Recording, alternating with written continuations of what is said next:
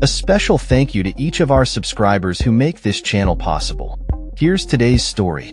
In a striking announcement on Tuesday, President Donald Trump revealed his intentions to impose significant tariffs on imported pharmaceuticals, hinting that these tariffs could soar as high as 250%. This statement came during an interview with CNBC's Squawk Box, where Trump outlined a phased approach to these tariffs, starting with a smaller initial rate that would escalate over the next year to year and a half.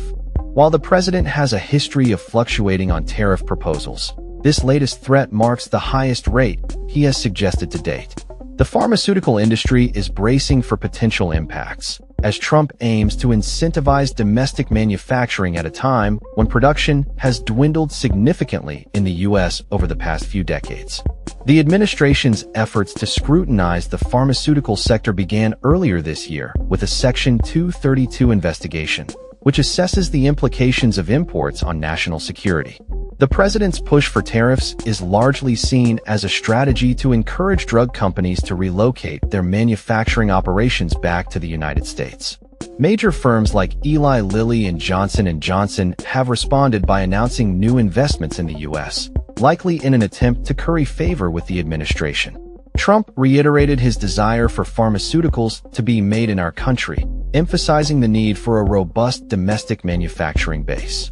However, the proposed tariffs have raised alarms within the pharmaceutical industry, which warns that such high levies could lead to increased drug prices, deter investments, and disrupt the supply chain, ultimately jeopardizing patient access to essential medications.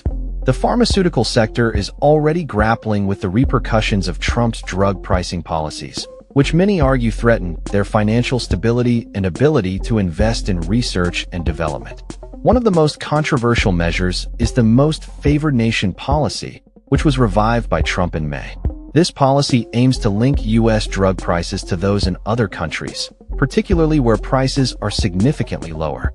During his interview, Trump claimed that invoking the Most Favored Nations policy would significantly impact medicine prices, although no official changes have been implemented following the executive order.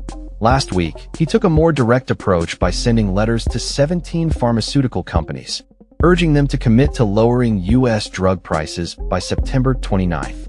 This includes a demand for these companies to offer their complete portfolio of medicines at the lowest prices available in other developed nations to all Medicaid patients.